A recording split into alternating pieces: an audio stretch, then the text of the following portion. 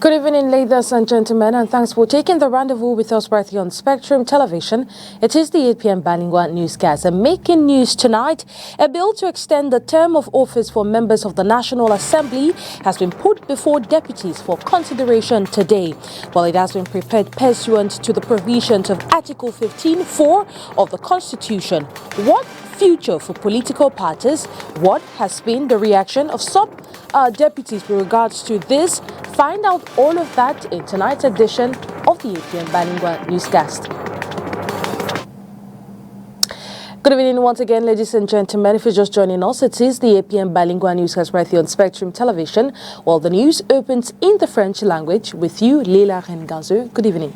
Bonsoir à vous, la Donetton Dessa. Mesdames, bonsoir. Monsieur, bonsoir et merci d'être avec nous. Il est 20h sur les antennes de Spectrum Télévision, c'est le journal. Assemblée nationale, les députés de la Nation ont reçu ce samedi 6 juillet 2024 le projet de loi portant prorogation du mandat des députés à l'Assemblée nationale. La justification de ce décalage du projet repose sur la nécessité d'alléger le calendrier électoral qui prévoit 4 élections en 2025, à savoir l'élection présidentielle, l'élection législative, l'élection régionale et bien sûr l'élection municipale. Le projet proroge donc jusqu'au 30 mars 2026 le mandat des députés. Qu'en pensent les élus de la nation? Je vous propose d'écouter les députés Ngoïsi du Parti camerounais pour la réconciliation nationale, Adamou Koupit de l'UDC et Samuel Mott du Rassemblement démocratique du peuple camerounais. Alors, le projet de loi qui nous a été soumis aujourd'hui est le projet de loi notamment justement qui proroge les mandats des députés. Je crois qu'après les formalités d'usage, un décret sera pris par le président de la République pour aussi proroger celui des conseillers municipaux. En fait, ce projet de loi, je peux dire qu'il n'est pas surprenant parce qu'il y a eu beaucoup de rumeurs qui ont couru dans ce sens. Et il faudrait peut-être rappeler ici que c'est en respect de la Constitution, notamment son article 15 à l'alinéa 4, qui dit lorsque la nécessité se fait savoir, lorsque la nécessité se présente, le président de la République, après consultation des bureaux de l'Assemblée nationale, du Sénat et du Conseil constitutionnel, peut proroger ou abroger les mandats des députés à l'Assemblée nationale. Il est vrai que les manques, ou bien la principale raison qui amène à ce report est celui d'alléger le contexte ou bien d'alléger le processus électoral au Cameroun parce que en 2025, on devait se retrouver avec les élections présidentielles, les élections législatives, les élections municipales et les élections régionales. Et pour donc alléger cela, parce que le gouvernement estime que le Cameroun n'a pas de manière conséquente la mobilité en termes de ressources humaines et en termes même de ressources financières et techniques pour pouvoir encadrer ou suivre de manière efficace les 4 élections. C'est pourquoi donc les élections municipales et législatives se tiendront en 2026. Bon, c'est une réaction d'un acteur politique responsable d'un parti qui milite pour le respect de la démocratie au sens propre. Je dois dire que même s'il s'agit d'une disposition légalement prévue comme l'une des prérogatives du président de la République, le contexte de 2024 ne peut pas être justifié autrement que par une tentative de manipuler le calendrier électoral au profit du parti au pouvoir. Et c'est comme ça que nous concevons ce texte qui vient d'être déposé à l'Assemblée et qui proroge le mandat des électeurs, des députés et des conseillers municipaux de 12 mois. Il me semble que les élections de 2025 avaient des portées politiques capitales et donc on ne devrait pas ignorer ces portées en ce qui concerne le souci du maintien de la paix et de la cohésion sociale dans notre pays. Nous décrions le fait qu'on n'ait pas un calendrier électoral stable et connu d'avance au Cameroun. Nos vis-à-vis du parti au pouvoir ont souvent trop fait de dire que la Constitution et le code électoral sont clairs en ce qui concerne les périodes de tenue des élections. Mais comment un acteur politique peut suffisamment se préparer quand il sait que le calendrier de là donne la possibilité au président de la République, président d'un parti politique, à pouvoir abroger ou proroger les mandats, modifiant ainsi substantiellement le calendrier électoral. Nous, c'est inquiétant pour la démocratie. C'est inquiétant pour la démocratie camerounaise. Et vous me demandez quel pourra être le sort de ce projet. Ce sera le sort qu'ont connu des précédents projets. Ce n'est pas la première fois qu'on proroge les mandats des élus. Mais je voudrais dire que cette année, cette prorogation a un caractère beaucoup plus particulier parce que ça a l'air d'être une manipulation du calendrier électoral pour régler des comptes à des adversaires redoutés. Et nous ne pouvons pas cautionner cela en tant que patriotes, démocrates et républicains qui sont les caractères de l'Union des militants de l'Union démocratique du Cameroun. Nous savons que, ayant une majorité obèse ici à l'Assemblée, le parti au pouvoir qui a initié ces députés vont le voter. Je n'ai pas une réaction particulière. C'est notable que cette prorogation-là s'inscrit dans le cadre de ce qui a été fait avant. Il faut rester constant. L'article 15 de la Constitution alinéa 4 dit que ce scrutin-là peut être prorogé lorsqu'il y a un effet majeur qui se produit en cas de trouble grave ou alors que les conditions l'exigent. Et dans ce cadre-là, on a prorogé les deux derniers mandats, donc normalement on s'attendait à proroger. S'appuyant effectivement sur ce qui a été fait l'année dernière par exemple, on s'est rendu bien compte qu'il y avait un encombrement du calendrier électoral, du processus électoral, et donc on a dit qu'il y a une élection qui doit être repoussée. Et ça a été fait sans aucun arrière-pensée, contrairement à ce que j'entends dire ici ou là. Loin de la politique, parlons de l'inflation. Alors que les prix des denrées alimentaires grimpent un peu plus chaque jour, les Camerounais disent ne plus savoir à quel sens se vouer. Je vous propose de les écouter dans ce reportage. Même le bœuf vient de Russie. La question pourrait paraître drôle. Pourtant, elle revient sans cesse dans les marchés. Face à la flambée des prix, les ménagères ne savent plus à quel sens se vouer. Tout est désormais cher. Riz, bananes, poissons, viande, huile, sucre. La tendance haussière des prix des denrées alimentaires ne semble pas vouloir s'arrêter. Le panier de la ménagère est tellement maigri qu'on ne comprend plus ce problème-là. Parce que quand on parle de pénurie, on se demande d'où vient la pénurie. Les gens font allusion en disant que c'est la guerre en Ukraine, ce sont les Russes, les machins, ou bien, je ne sais pas si la viande venait de l'Ukraine, si le riz venait de l'Ukraine, et toutes ces choses-là. Il ne faut pas que certaines personnes profitent pour faire du n'importe quoi. Même le métier que nous faisons aussi, là, ça touche dans tous les domaines. Et même que même la ration à la maison, on n'arrive plus à s'en sortir. Or, avant, avec 2000 francs, 2500, on s'en sortait. Maintenant, tu donnes même 5000 francs, ça ne peut même plus faire le marché en tant que tel. Donc vraiment, ça touche tous les domaines. Augmentation des prix des denrées alimentaires dans les marchés. Pourtant, les salaires, eux, sont restés les mêmes. Nous voyons le panier de la ménagère qui baisse malgré que le revenu n'augmente pas. Il devrait avoir un accompagnement avec la hausse des revenus des ménages. Mais tel n'est pas le cas. Nous voyons le pain qui hier, on l'achetait à 125, 100 francs aujourd'hui. Non seulement le poids a réduit, mais le prix a même augmenté. Nous pensons que les autorités doivent faire quelque chose pour que le consommateur trouve son compte dans ce pays, le Cameroun. Pour certains chefs de famille, la situation en Ukraine n'explique pas tout. Ils pensent en effet que des commerçants, certains en tout cas, usent de malice en faisant de la surenchère. Interpellation du gouvernement qui est une fois encore au banc des accusés. C'est pour cela que le gouvernement doit mettre l'accent sur le contrôle, savoir qui fait quoi, d'où vient cette pénurie, quelles sont, même pas les causes. Il y a des gens qui profitent. Beaucoup de gens profitent derrière certaines situations pour emmerder les autres. Il y a les stocks dans les magasins et les gens ne veulent pas sortir pour dire que les pénuries, et ils veulent hausser les prix. C'est au gouvernement que moi j'accuse. Il faut qu'ils fassent leur travail.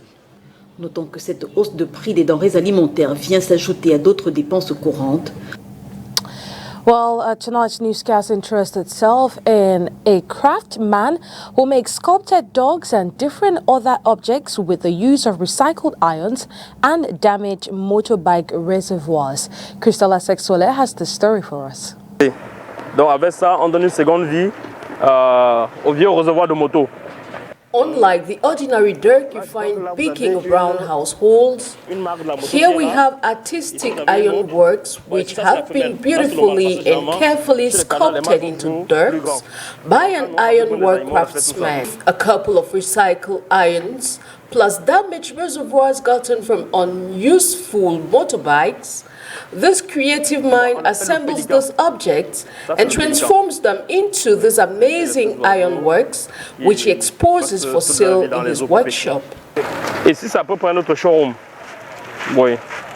Là, ici, vous avez des canards. Et ici, on veut donner une seconde vie aux vieilles pièces de moto. This is our showroom here. We have dirks where we want to give a second usage to these damaged motorbike reservoirs. We have different types of dirks, the male, the female. We try to respect the original creatures which we create. Au vieux réservoir de moto, c'est le mâle, parce que généralement, chez les canards, les mâles sont toujours plus grands. Donc quand nous on fabrique même les animaux, on respecte tout ça. On s'assure. Specialized not only in the creation of dirks, this craftsman also creates a variety of decorative designs of birds, which he seems to fancy. With this, he uses a different other metallic object and irons from those he uses to create the dirks. Ça, c'est le pélican. Oui, c'est une espèce d'oiseau qui... We have pelicans, different other species of birds, and also the cock. Here he is in a fighting position. You know, cocks like to fight. Donc ça, c'est un coq qui est là en position de combat. Vous savez, les coqs, généralement, c'est des animaux très agressifs. Genius in this art, which he says has been exercising for quite a while now and enjoy doing it.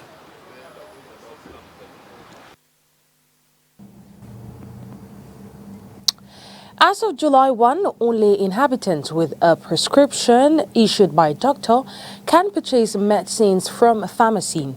Days into this month, what has been the experience of some Cameroonians? Christelle Asexwale took interest in that story and has this report for us.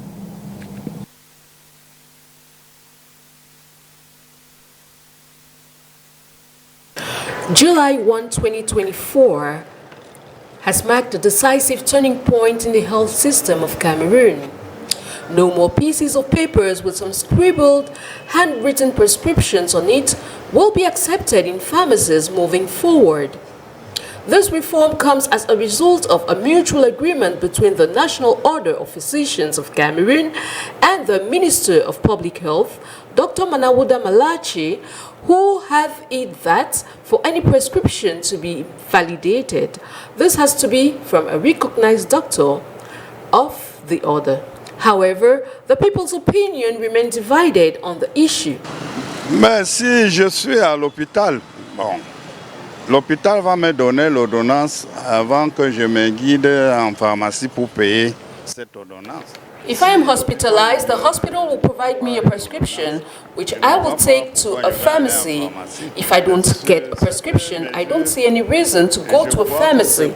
This is to reduce illegal sales of medications, which is unhealthy for the population. Dehors, qui augmente les autres maladies sur la population camerounaise.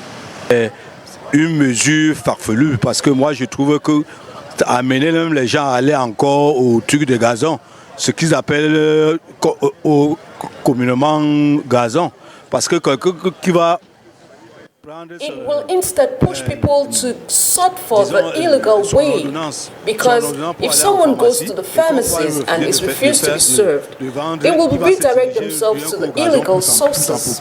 Donc je me demande même parfois si eux-mêmes, avant de prendre certaines mesures, réfléchissent. Il faut d'abord réfléchir avant de prendre certaines mesures et voir si possible les conséquences de ces mesures. Moi je trouve que il y a autre chose à faire au Cameroun que de procéder à ce genre de choses. Pour le moment, selon la mesure qu'ils ont prise, moi je trouve que c'est pas catholique. Puisque tu ne peux pas avoir une urgence, puisque généralement on a peut-être des petites maladies qui prend peut-être un enfant. For me, it's not a holistic measure, because sometimes one can just have a headache and will want to just rush to any nearby pharmacy and get served. But with this decision, it will be tough. Not everyone has the means to go get a consultation from a doctor. It's killing. Tu peux avoir l'enfant qui est en train de mourir dans tes mains et que tu n'as pas l'ordre qui t'ont donné la parole à la pharmacie, tu fais comment? C'est pas tout le monde qui a ces moyens-là pour s'aligner, pour aller suivre un médecin, non. Ça, c'est encore seulement, tu es encore seulement les Camerounais, puisqu'on n'arrive même pas à suivre, il doit encore seulement rendre au village, c'est comment. This notwithstanding, strengthening the standards for issuing prescriptions by this decision seeks to guarantee the traceable medical prescriptions, as well as tighten and strengthen the fight against the illegal practice of the profession. Hence, to get served a prescription in a pharmacy in Cameroon, the prescription provided has to include the name of the health facility, the doctor's first and last names, his specialty, and his full address. In addition to this, a name stamp accompanied by the doctor's registration number with the National Order of Physicians of Cameroon will be mandatory. Therefore, doctors are also encouraged to register regularly with the order in order to comply with these new requirements by obtaining a prescription that is in line with the universally recognized professional standards. News out of the country, Jakarta will lose its status as Indonesia's political capital this year. But the city, which is facing a host of problems, will remain the country's commercial capital. The Voice of America with this story. Jakarta has a stream of urban issues, from unhealthy air to terrible traffic even when it's not rush hour. Last year, it had the 30th worst traffic congestion in the world, according to TomTom, which monitors traffic around the globe. Andika Hidayatullah says the nearly 1 hour and 20-minute commute on his motorbike from the satellite city of Depok to his job in Jakarta takes twice as long as it should. A car should be used with 4 occupants, but most workers here drive a car to their workplace by themselves, and that causes huge traffic. Research by the Bandung Institute of Technology shows that vehicle emissions are the biggest source of air pollution in Jakarta. On multiple days last year, Swiss company IQ Air ranked Jakarta's air as the most polluted of any major city in the world. It affects the respiratory system, whether it's coughing or feeling kind of like you have the flu. The city of Jakarta has about 10 million people, but the greater Jakarta region has more than 30 million. There are trains and buses available, but old habits can be hard to break. Public transport is currently much better than, let's say, 10 years ago or 20 years ago. What has not happened is people starting to leave their motorbikes and their cars. Ahmad Gamal is an urban planning expert at the University of Indonesia. He says Jakarta and surrounding communities should work more closely to resolve some of the urban issues they face, including overdevelopment. Jakarta gets all of the offices, gets all of the industries, but most of the housing projects, they probably need to go a little bit further because the land is much more expensive in Jakarta. So naturally, the adjacent areas, in their best interest in promoting development, would basically just overbuild. Gamal says overbuilding in upstream communities leads to rivers overflowing downstream in Jakarta, flooding nearby neighborhoods. It's a problem that Zayunuddin, who lives by the Ciliwung River, knows all too well. If there's a flood, all houses will also be filled with mud around 30 centimeters thick. Along the coast in North Jakarta, the government is extending a seawall. This abandoned mosque sits on the opposite side. Water from rising sea levels due to climate change has already washed over small portions of Jakarta. So the northern part of Jakarta is facing the biggest challenge because the sea is rising while the land is actually sinking. The national government is planning an agglomeration council for Greater Jakarta to coordinate all its local and regional governments. But Kamal says it's not clear whether this council will have the authority it needs to succeed. It's going to work if it's a superseding authority on top of these regional governments, listening to their needs, but capable of creating plans that is binding for them. Meanwhile, people here say they need to see some real improvements before they can breathe a sigh of relief. Dave Grunebaum, VOA News, Jakarta, Indonesia.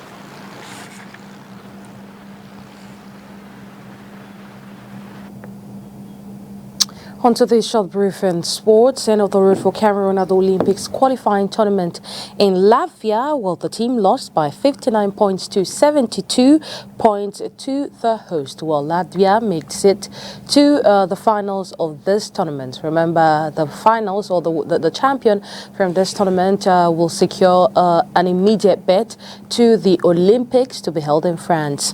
It's on that note that we put an end to tonight's edition of the APM Balingua Newscast. Do have a blessed weekend in the company of our programs. Good night to you, Lila Renkanzu.